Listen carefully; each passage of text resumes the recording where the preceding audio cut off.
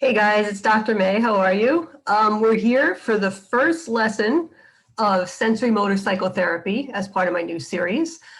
Just so you know, it's labeled 04SP and then the title, okay?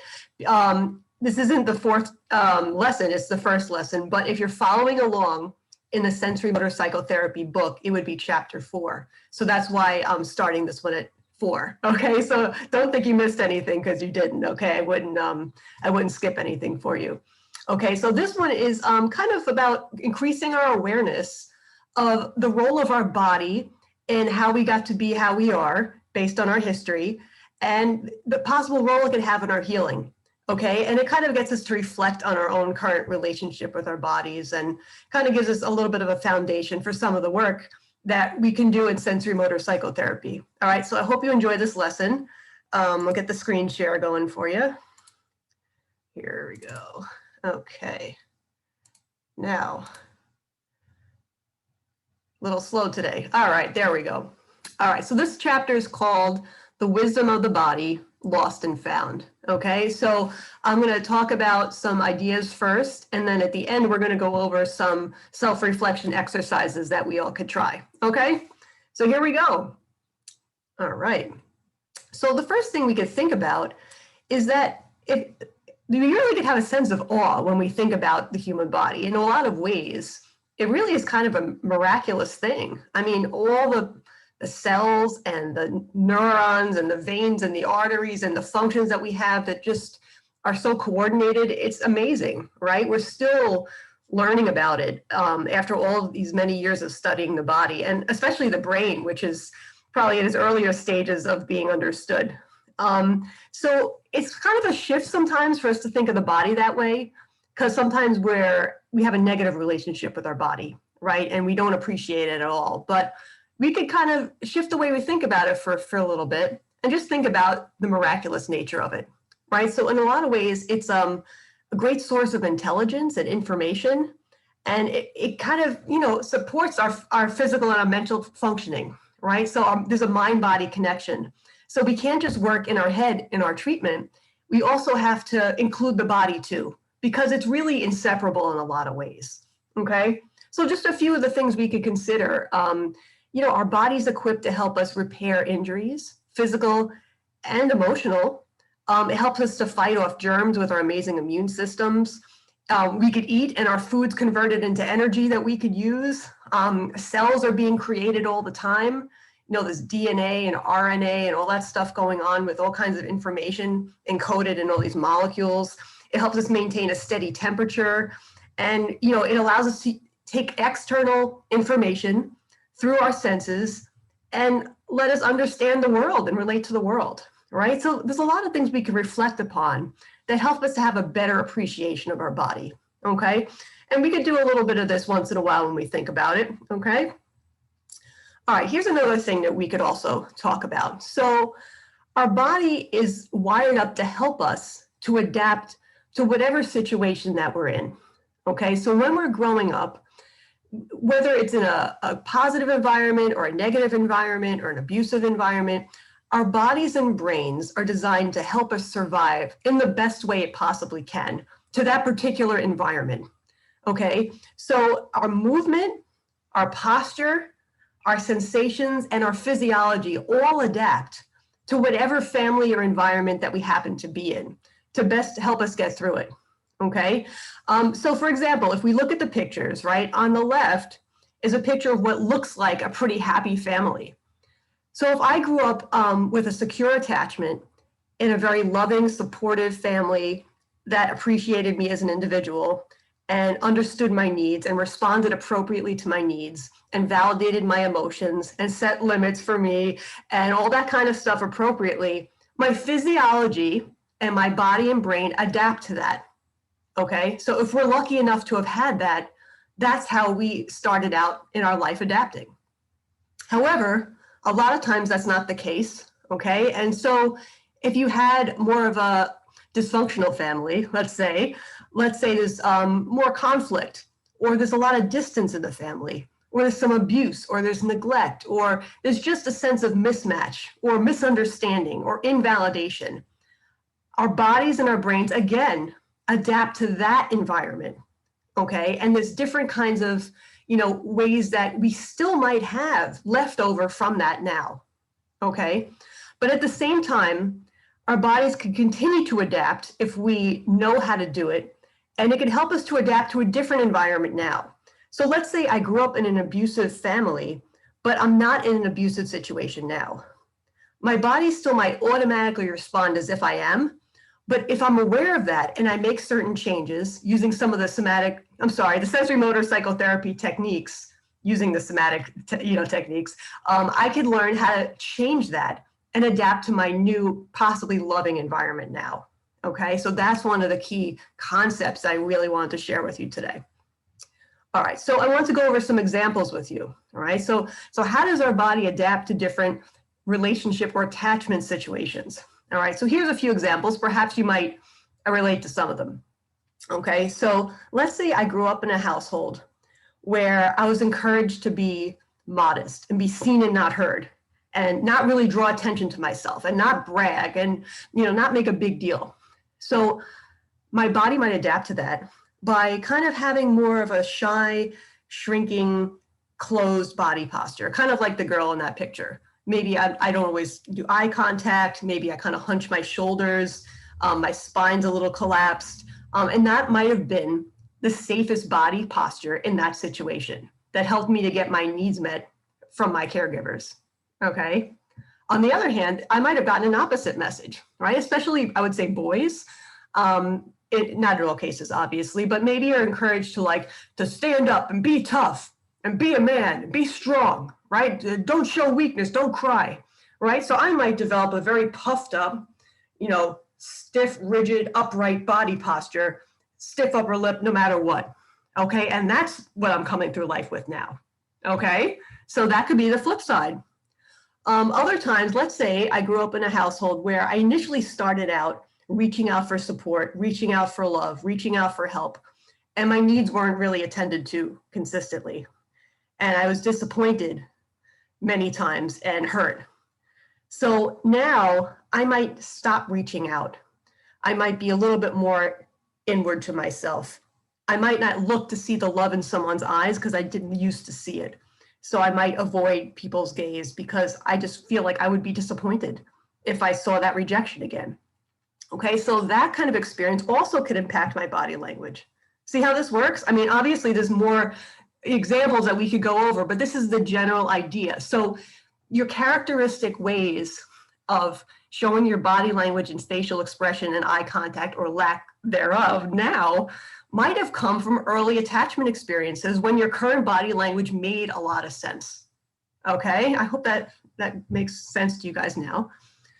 Okay, so another thing too is that if we underwent trauma in our life, whether it was a single really bad event such as being raped or getting robbed or assaulted, or if it was an ongoing type of trauma such as being repeatedly abused in your family, our body also adapts to that. Okay, so when we're traumatized and we're in survival mode, our body naturally goes to these different survival modes such as fight, flight, freeze, and fold and collapse, or reaching out for help. Okay, now, I know not all of them are in this picture, but you know what I'm saying. So we might have, let's say, used fight as a response a lot, and that's still our go-to, even though that was something that originated in my childhood. Or I was trapped in an abusive situation and I was too little to fight back, and I was too little to run away, and I ended up freezing and having an immobile response. And that still might be my go-to in stressful situations now, whether or not it makes sense, right? Because my body remembers it, and unconsciously I go back to that same physical response. So in order to change my reactions to the trauma now and the impact of it now, it's very important that we address the body, okay? All right, here's one I'll call past and present. All right, so just to sum it all up, right? So we often continue to embody the postural, right, and the movement habits, as well as beliefs and emotions that helped us to survive in the past. and maximized what we were able to get from our environment and the people in it, right? So in order to best get our needs met from our parents and from our caregivers and the people who had to take care of us because we were too little, we had to have certain kinds of responses, right? So our body learned them and they continue to remember them. So many of our current symptoms and problems are rooted in these instinctive, healthy responses to unsafe, unstable, or unsupportive early environments, okay?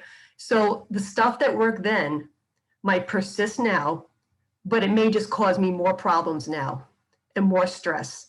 And it may not be working for me anymore.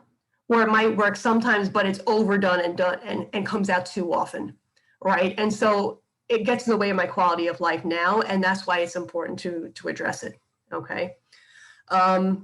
So therefore, at the end, being aware of and changing our body responses using some sensorimotor psychotherapy techniques can help us to move beyond the habits of the past and heal. All right, so hope that sounds good to you because that's what we're going to talk about in here. Okay, another thing we can reflect upon is our feelings about the body and how the past, our past, influences the way we feel about our bodies now, right? So responses that we got from other people or the way we were treated by other people had an impact about how we felt about our body then, and it could continue, okay? So for example, if we weren't held safely or treated kindly, you know, and given support, we might feel like we don't have a right to take up space. We might feel ashamed and disgusted about our body, right? If someone said, "Oh God, you wet your pants again, it's disgusting," ugh.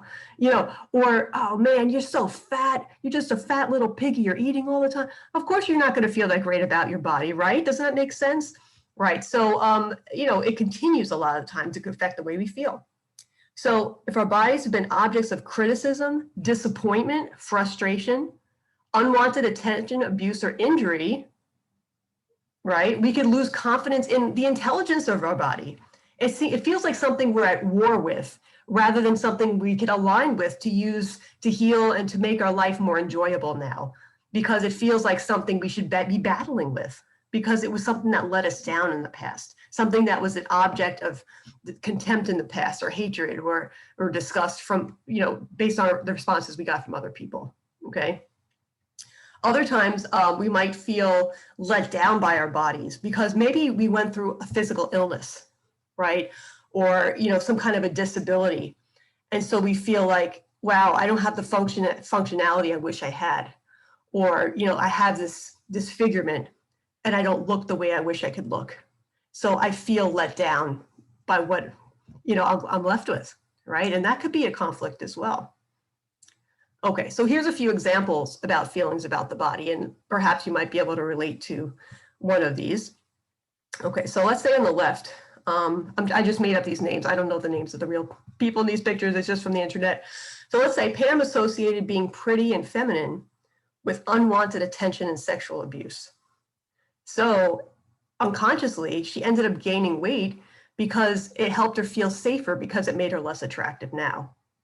Okay, so the weight sometimes could serve as like a physical boundary because she wasn't able to set a real boundary when she was little because she was too little, or she just didn't know how because she was too young or she was overpowered. So now, you know, it's too dangerous to be thin and pretty, so I have to find some way to keep my safety, right? So that could impact us now.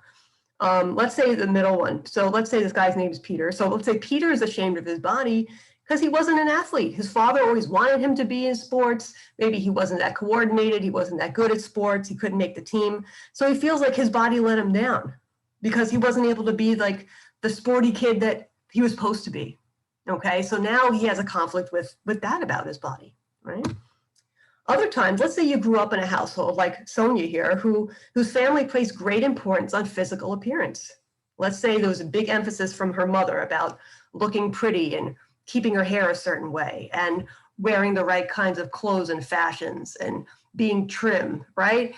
And Sonia felt like I never measured up, you know, so I feel like I'm not good enough because my body wasn't good enough, at least not for the people who are giving me feedback, right? So that could be another thing. Think of how many people we have hangups about the way we look or about not being the right shape, the right size, the right color even, right?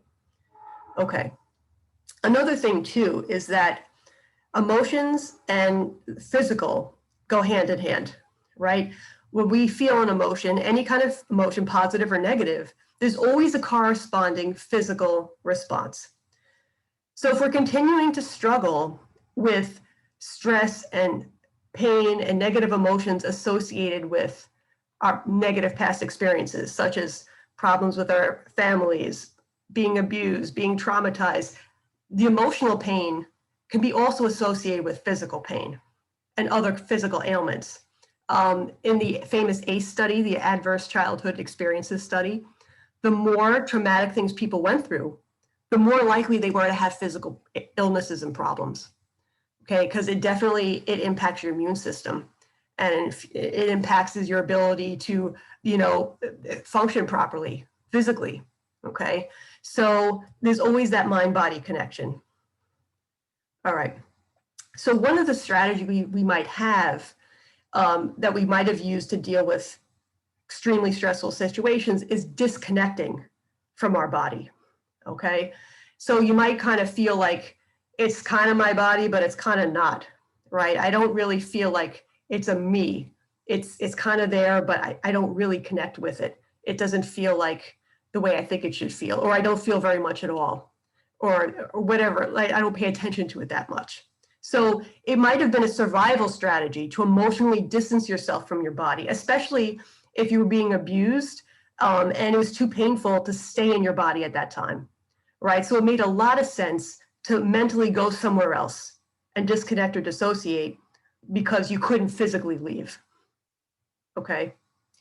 But the problem is that habit that you might have developed could continue to last later on in life.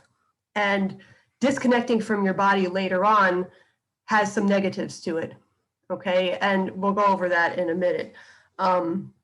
So here's some examples. So what happens if we connect from our bodies, right? There's different ramifications we might struggle with now. So if I ignore my body and I ignore the way it physically feels, I could ignore and override my body's signals, right? So my body is trying to communicate different things to me about the state of my well-being.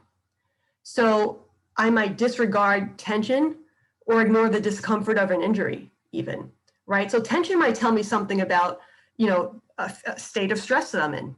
An injury might tell me that I need to rest or heal a certain part of my body or get treatment, right? But if I ignore that, I might make things even worse. So I could push myself beyond my limits, maybe exacerbate an injury. Sometimes, you might even ignore signals such as hunger, thirst, or tiredness. You might push yourself to stay up all night and work on that term paper.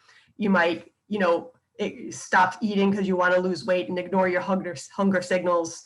You might, not take drinks of water when you need it because you're like, I just got to keep going. I just got to keep working. It doesn't matter, right? But it does matter, right? So, and the sad part too is we could even fail to notice feelings of well-being. So when you finally do feel good, you may be disconnected from what that feels like physically. So you can't fully appreciate and enjoy the good, right? In a more extreme sense, not only would we ignore the body signals, but we actually might fail to take care of the body. So instead of treating it like a temple, so to speak, and eating right, sleeping, exercising, meditating, all that good stuff, I might neglect it. I might eat junk food. I might not get enough rest. I may eat the wrong stuff. I may be a couch potato. I might use drugs. I might self-injure, right? And all these things would be harming the body. And if I'm disconnected from it, it's easier to do than if I'm fully connected with my body, right? One example I think of that relates to that is when we're disconnected from the earth. It's so much easier to abuse and pollute it. But when we realize we're all connected to the earth and we need the earth, you feel more motivated to take care of it, right? Same thing with ourself. Okay, so here's another page with more examples. Another version of that, if you're disconnected from your body and its wisdom, you might just treat it like an object that you're trying to adorn or fix up. Like I'm always trying to get my weight a certain way, or I'm always trying to get my hair done a special way, or get my nails done, or get a little bit of Botox, right? Or, maybe if I just sculpt this a little bit with this plastic surgery, right? It's like I'm never good enough. My body's never perfect enough. It becomes a project for me rather than a source of wisdom. Okay. And that creates some suffering sometimes. Not that I'm saying it's bad to look good, but sometimes we get too obsessed about it, right? And finally, like I kind of hinted before, it's like sometimes we just intellectualize and we just think the only thing that's important is up here, right? So long as what I'm thinking is okay, if I'm in reasonable mind, as they say in DBT, I don't have to pay attention to other stuff. But again, you're losing connection with your body's wisdom and the possibility to use your body for healing and growth. Okay, so one of the themes, obviously, with sensorimotor psychotherapy is that we need to reconnect with the body and use it to help us. So why bother, right? So it could create, our body is naturally inclined to want to move toward healing if only we give it the tools to do it and we allow it to, okay? So it could help us to resolve our old psychological wounds because there's connections with our body postures and stuff like we just talked about. Helps me change old patterns, right? And these are unconscious patterns that I keep doing that perpetuate my suffering. And it could, when I'm connected to myself, it helps me feel more alive. It helps me feel like I could tune in and make good decisions. It helped me connect with other people. All that stuff could be revitalized if I could reconnect with my body. Okay, so now we're going to move to the portion where we're going to go over a few exercises we could try. Okay, a lot of them are just like to increase your mindfulness, your awareness of how you feel about your body and how you treat your body. Okay, and I'd like you to not judge yourself. Okay, you might discover things you weren't really happy about in terms of how you really feel, but that's okay. We're just kind of like increasing awareness, right? It doesn't have to be this is good or this is bad. All right. If you find this too triggering, you could stop, okay, or you don't have to do it right now. All right, so just use your wise mind to judge if this is the right time for you to do this, okay? So here we go. And these were suggested in the textbook, by the way. Okay, so one is kind of like exploring our relationship to our body. So like, how do I feel about it? So I'm gonna read the statements here, and you could take note of them if you have a journal, and just note, or just mentally note if you agree or disagree. All right, or how much you agree or disagree, if you like the Likert scales. So I feel that I am connected to my body. I view my body as a problem. I ignore my body. 4, I override my body by powering through. I feel that my body supports me. I am content with the way I look. I am disappointed in my physical strength. I am happy about my weight. I can count on my body. I feel comfortable in my body. I notice body signals, such as pain or hunger. I push myself beyond my limits. I don't notice pleasant body signals. I am only aware of my body when I don't feel well or my body is injured or in pain. I am ashamed of my body. And I use my body to do things I enjoy, such as hiking, running, working out, yoga, etc. Okay? So just, take a little while to reflect on that, and if there's a lot of negative answers, that's something just to note. Okay, it's not a big deal, just note it. Okay, so now this one is about just reflecting on the idea of possibly working on connecting with your body, right? So just to notice that you might have mixed feelings about this. So there might be some fears you have about it, and there might be some hopes you have about it, right? So when you think about, wow, if I start to work on this, what am I afraid of? Okay, so you could journal about, think about any fears, anxieties, or apprehensions you might have about connecting with your body. Like, what are you most worried about? Okay. On the other hand, you could describe what you hope to experience or learn, right? So if you were to do this and it worked out well for you, what do you think some of the advantages would be? It could be some of the stuff we talked about before, or certainly other things as well. Okay. All right, next. So this is for all you journal writers out there. Okay, so you could try writing a letter to your body. And this is a great way to express yourself and your feelings if you're willing to try it. Okay, so in one section of the letter, you could express your disappointments, okay, about the ways you feel your body has let you down, failed you, or held you back in your life. Okay, so it might be easier to spill the negative stuff first. So that's why they suggest we try that first. Okay, so get all that out. Okay, and then see if you're able to write some things where you're expressing your gratitude to your body for the ways that it supported or protected you, right? So there probably are some good things that happen, even if it might be hard to think of them. But if you dig deep, you might be able to see certain things where the body did help you along the way, perhaps helped you heal or learn something about yourself or was a source of enjoyment at some point, okay? Then what you can try is to think about, like, go way back in your life. Think about some of your earliest memories and describe the disappointments and appreciations you felt at that time. You know, what was your life like, goods and bads? And then kind of like think about, you know, how it progressed along the way, okay? So it's kind of like, how did your body, you know, come along with you along the way? When were some good times with it? When were some negative times with it, and why? Okay, so just to understand the impact of your history on the present day. All right. So next, so this one's called Attitudes and Actions. All right. So this is just kind of like, how do you feel about your body, right? So what do you like on the positive end, and what don't you like on the negative end? All right. Some of that was covered here, kind of a bit in the letter, but if you like this kind of style of making a list, pros and cons sort of a deal, you could try this as well. So just make a list of, you know, some of the things you like and some of the things you don't like. Okay. Then I want you to reflect on how you treat your body. Okay. So in what ways do you actually respect and take care of your body? And what ways do you not do that? Okay. And there might be some on both sides, and that's okay. Just note it, okay, without judging it. All right. This one's called the body signals, and it's 2 parts. So I want you to reflect on a signal from your body that you did listen to at one point, okay? And then how you responded to the signal, okay? So I want you to first pick a time where you did listen to your body signals, right? You felt something, you listened to the wisdom of it, and then you acted on it in a way that made sense in that situation, using your wise mind.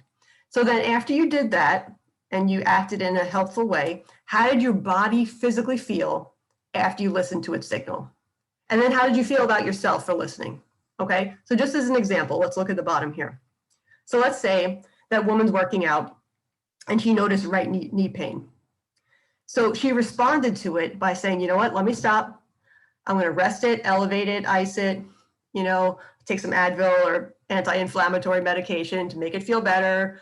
And then, you know, after a little while, her knee did start to feel better. And she felt good about the fact that she took care of it, right? That was how she felt about herself afterwards. You know what? I'm glad I did that. I paid attention to it, and now it's healing, okay? But obviously, we haven't always listened to our body. So I want you to think of another time where you experienced a body signal, but you ignored it or you overrode it by powering through, for example. And so what was the effect of overriding that body signal physically, okay? How did your body feel after you ignored or overrode the signal? And how did you feel about yourself? Okay, so let's change the scenario from before. So let's say the woman has right knee pain, but now she's ignoring the knee pain and she's going to continue to work out anyway. Let's say she's going to continue to get on that treadmill or run or exercise. And now the pain increases, okay? Because maybe she aggravated whatever soreness was going on, or she damaged a meniscus and now, so maybe she initially felt good because she's like, yeah, I'm strong, I could keep going, right? But then later she was like, oh no, why did I do that? Oh man, now it's worse, now it's sore, now I'm hurt longer. I'm so disappointed in myself for not listening to it, all right? So it could impact the way you feel, all right? But your example, you could have different feelings, it's certainly allowed, all right? And I believe that's it. Okay, so you certainly have a lot to think about. Even though it's first lesson, it's chock full of information, right? But take some time, mull this over, all right? And I'll see you soon for second chapter, second lesson, all right? All right, have a good day, you guys. Talk to you soon.